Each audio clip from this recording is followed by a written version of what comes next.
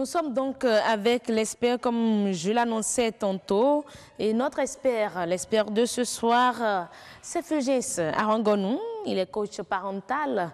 Il va nous parler des enfants heureux et épanouis. Quel est le secret pour avoir des enfants heureux et épanouis? Chers parents, restez donc avec nous pour avoir toutes les informations.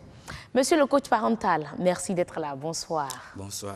Coach en leadership parental. Parental, ok. Coach en leadership parental. Là, c'est bon. C'est très bon. Mais quelle est la différence entre les deux? Il n'y a pas une différence, mais c'est pour rappeler aux parents que nous devons être des leaders pour nos enfants.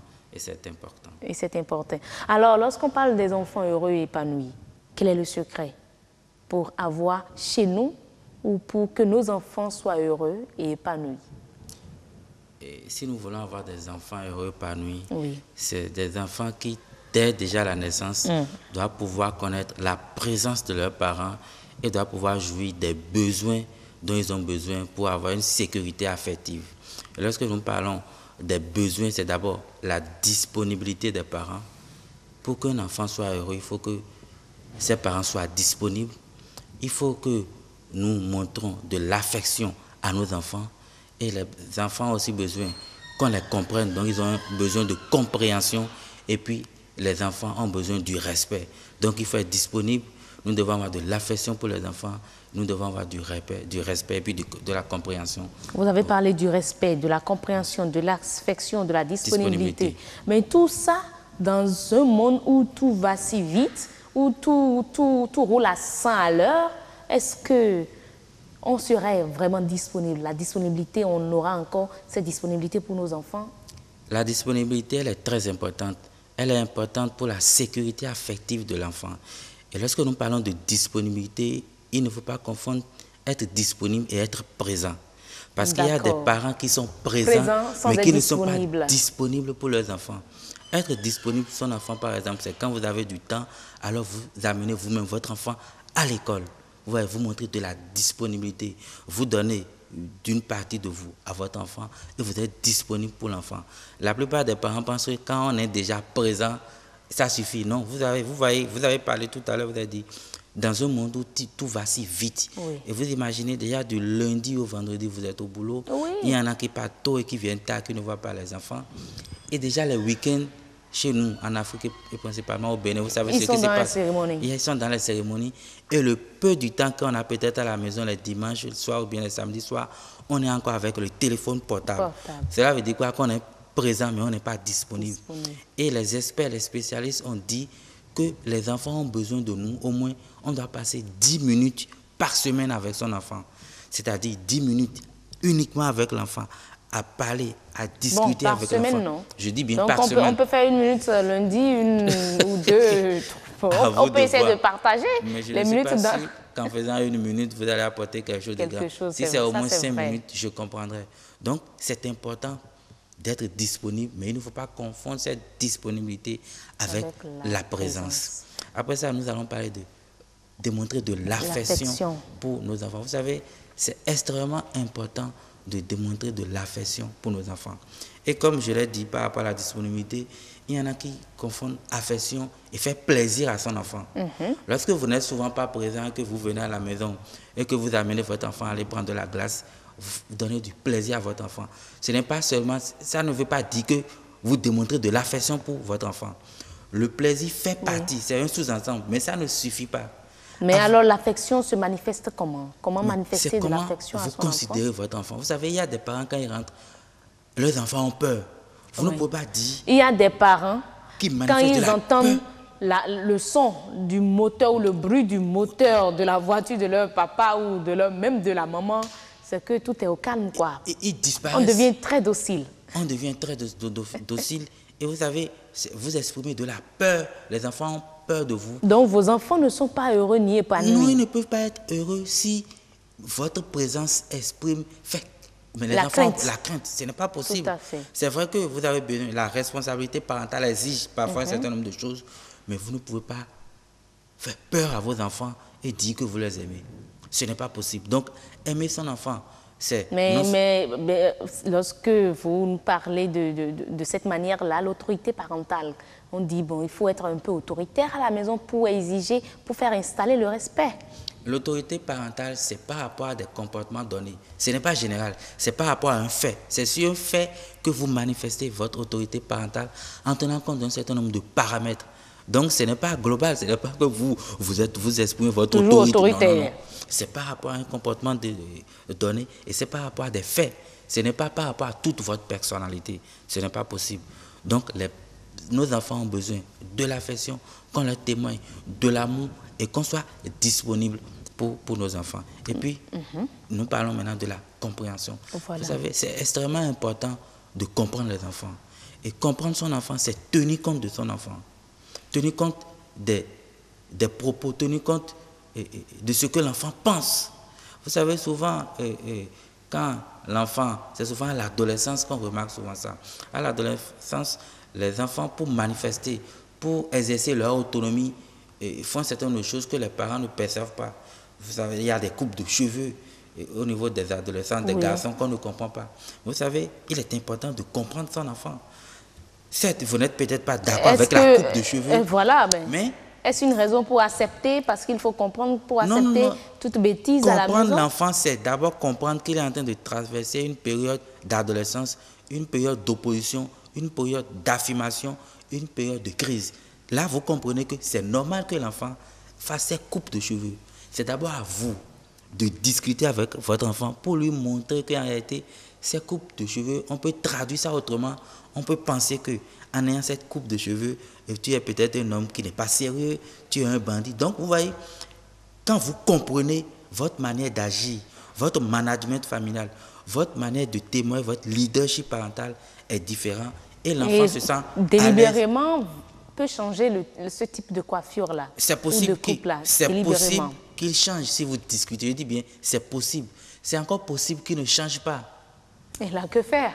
Ah non, que faire? Vous savez, la période de l'adolescence, c'est une période qu'il faut que les parents comprennent. L'enfant veut manifester son autonomie. Sa maturité. Sa maturité. L'enfant veut décider. Pendant près de 9 ans ou pendant près de 12 ans, c'est les parents qui amènent les enfants chez le coiffeur et vous dites, faites-lui cette coupe de cheveux. Mais à partir de 12 ans, à 15 ans, à 16 ans, l'enfant décide lui-même de choisir. Mais il faut respecter le choix de l'enfant. Parfois, il faut respecter. Si ce n'est pas si extravagant, il faut parfois, ou quand c'est vraiment hors pair, il faut ramener l'enfant et lui expliquer. Et je pense, vous savez, les enfants, quand on parle aux enfants, quand on leur explique, ils comprennent mieux que quand on reste dans une position réfractaire. On dit non, ça ne se passera pas chez moi. Quand c'est comme parfois, ça marche. Non, les enfants aussi développent de la rigidité. Ils veulent dire, ils sont adolescents, ils veulent manifester, ils veulent montrer qu'ils existent eux aussi. Et de rigidité en rigidité, quelque chose de banal, quelque chose de simple devient quelque chose. Vos propos me fait penser aux psychopédagogues et aux enseignants. Nos enseignants à nous, les enseignants quoi, qui sont pour la chicotte à l'école, pendant que les psychopédagogues trouvent que non, toute réaction de l'enfant est la preuve d'une manifestation donnée, que l'enfant est en train d'envoyer une information donnée. Ce que nous, nos enseignants, en tout cas ceux qui m'ont enseigné, ne comprennent pas souvent. Et vous allez comprendre que ceux qui sont véritablement passés par l'énigme, ceux qui se sont bien fait former, comprennent la réaction des psychopédagogues. Mais les autres, parfois, ne comprennent pas. Et c'est eux qui ont raison, c'est les psychopédagogues qui ont raison.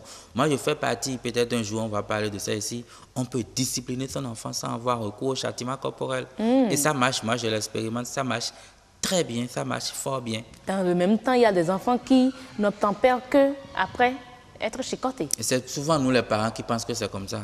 Parce qu'on a passé notre temps. Vous savez, quand nous on était beaucoup plus, quand on était enfants, c'est que la meilleure manière d'amener les enfants à changer, c'est la chicotte. Donc on se dit que comme on a passé notre temps à ne voir que la chicotte, on ne peut qu'utiliser la chicotte pour avoir des résultats. C'est possible qu'on expérimente d'autres méthodes. Vous savez, quand vous avez passé tout votre temps à prendre la sauce de votre maman, vous allez toujours penser que c'est la meilleure. Mais le jour où ça va changer, vous allez dire non. Il y a aussi cette possibilité. C'est possible. Mais je me demande alors, est-ce que tout ce que vous dites là n'est pas adapté à un type d'enfant? Parce que nous savons qu'il y a plusieurs types d'enfants. Je suis d'accord. Les récalcitrants, oui, les polis. Oui. Et les types d'enfants, souvent, c'est par rapport toujours au type de parents. C'est pourquoi nous parlons toujours de coaching parental. Donc les parents ont les enfants qu'ils méritent. Souvent, oui. Les parents, les enfants qui sont à leur image. Et c'est pourquoi nous parlons de coaching parental où il est question d'accompagner les parents à avoir les gestes qu'il faut en tenant compte d'un certain nombre de paramètres et en tenant compte des phases d'évolution des enfants. Parce que l'enfant traverse la première adolescence ou que l'enfant soit en période d'adolescence, ce n'est pas la même chose. Il y a de ces phases de tension qui passent et à chaque moment, il faut savoir quel comportement, quelle attitude adopter. Et ça passe facilement quand on comprend les choses. C'est vrai que l'éducation, ce n'est pas toujours formel, mais on s'adapte à chaque fois. Mais c'est possible. Nous l'expérimentons. Les gens l'ont expérimenté avant nous et ça a donné leur fruit. Alors, vous avez dit tantôt, pour avoir des enfants heureux et épanouis, il faut être disponible. Il faut être disponible. Il faut être compréhensible. Oui. Il faut aimer son enfant, mais le respect. Il faut aussi respecter son enfant. Respect. Comment manifester du respect? Vous savez, quand on devient parent, on pense qu'on est devenu un Dieu et que ce soit on connaît tout. Je me rappelle un jour, nous avons écrit les papas sont des personnes et non des dieux. Vous savez, quand on devient parent, on se dit on a l'autorité, on exerce l'autorité et c'est l'autorité, on est capable de tout faire. Non, ce n'est pas possible. Nous devons respecter nos enfants comme étant des personnes humaines. Et tout à l'heure, nous avons parlé du châtiment corporel. Vous imaginez on dit qu'on respecte un enfant et puis on frappe son enfant. On développe de la haine. L'enfant développe de la haine parce que parfois le châtiment corporel est si fort qu'on n'oublie jamais. Moi, je vois des gens qui portent encore ces séquelles aujourd'hui. Ah bon? Vous savez, je vais vous dire quelque chose. Vous allez voir parfois de ces hommes, vraiment, je ne veux pas parler de ça parce que ce n'est pas légion, qui parfois frappent leurs enfants. Mais tout ça là, c'est ce qu'ils ont appris, c'est ce qu'ils ont vu. Ils ont passé du temps. On les a châtiés. Et pour eux, la réponse, le changement de comportement, c'est toujours châtier. Vous voyez, donc ce que nous faisons aujourd'hui à nos enfants, mais c'est ce que nous leur transmettons. Ce sont ces valeurs que nous leur transmettons. Et c'est ce qu'ils feront à leurs enfants demain. C'est ce qu'ils feront à leurs enfants demain. Et c'est pourquoi quand vous voyez un enfant, quand vous voyez du moins un adulte qui a des problèmes, des séquelles émotionnelles, allez dans son enfance et vous allez tout comprendre. Moi, quand je vois souvent les gens, je dis, mais allez voir, son papa était comment avec lui, sa maman, il a grandi où? Et vous avez la réponse à tout. Ce n'est pas du gris, c'est simple. Mais franchement, comment alors avoir du respect pratiquement, parlant, comment avoir du respect pour son enfant? C'est qu'il faut te dire que l'enfant est une personne à part entière. C'est-à-dire, vous voyez, comment avez-vous du respect pour vos amis? C'est que vous les considérez. Pour respecter quelqu'un, il faut considérer la personne. Nous devons commencer par considérer nos enfants. Nous avons parlé tantôt de l'affection, de la disponibilité, de la compréhension. Tout est lié, c'est un ensemble. Et c'est lié. On ne peut pas parler de l'autre sans l'autre. Et respecter, c'est d'abord tenir compte, se dire, mais mon enfant, c'est une personne à part entière. Et je considère mon enfant. Et vous savez, les enfants d'aujourd'hui, ce n'est même pas possible de ne pas les respecter. Ils sont tellement intelligents, ils ont le langage très facile, tellement dynamique. Si vous ne le savez pas faire, c'est eux qui vont vous ramener à l'ordre. Et c'est eux qui vont vous ramener les enfants. C'est vrai. Ce que nous j'en ai été victime déjà. Voilà, ils vont vous rappeler à l'ordre. Donc moi je dis aux parents d'aujourd'hui. Mais maman, tu as dit hier qu'on ne fait pas ça. On n'éteint pas l'onduleur avec le pied, mais tu viens de le faire. Je dis, oh là là, tu ne m'as pas vu faire. Tu vois, donc ce sont nos enfants qui vont nous rappeler à l'ordre. Et si nous leur manquons de respect, je vous assure, c'est eux qui vont nous apprendre qu'il faut respecter. Papa, il ne faut pas dire, papa, tu vas me respecter. Mais papa, tu m'as fait ci. Alors que tu as dit qu'on ne fait pas ça, non. Voilà. Pas dire ça au moment vous-même, vous serez gêné. C'est la honte totale, quoi. Mais finalement, tout ça, avoir des enfants heureux et épanouis, qu'est-ce que ça apporte à la société? Qu'est-ce que ça apporte à la société? Ce que ça apporte à la société, c'est que vous avez des enfants émotionnellement équilibrés. Parce que demain, ces enfants seront des dirigeants. Et s'ils deviennent dirigeants alors que c'est des gens qui ne respectent personne, ils ne vont pas respecter les décisions. Et nous aurons des dirigeants voyous, dans un état voyou. Dans un état voyou. Et si les enfants ne sont pas épanouis demain, c'est qu'ils ne pourront pas transmettre l'épanouissement. Vous savez, l'on ne donne que ce que l'on a. Et si ils ne sont pas heureux, il faut que demain qu'on ait des familles qui ne seront pas heureuses. Et vous savez, la société, très rapidement, le temps qui nous est imparti tire à sa fin. C'est terminé d'ailleurs. La société est le reflet de la famille. N'est-ce pas? Et si nous voulons demain une société où les gens sont épanouis, c'est que en famille, ils doivent être déjà épanouis. Et c'est très important. Merci beaucoup à vous, Fulgence Arongonu. Vous êtes coach en leadership parental. Et avec vous, on a parlé du secret pour avoir des enfants heureux et épanouis. Et oui, c'est tout facile, je dirais. Mais pas autant facile que facile, comme je le dis. Il faut avoir des enfants, il faut être disponible aux enfants, il faut être compréhensif, leur apporter du bonheur, être respectueux vis-à-vis de vos enfants. C'est difficile, hein? Mais c'est ce que l'Espère dit. Et ce sera tout pour Espère de ce jour.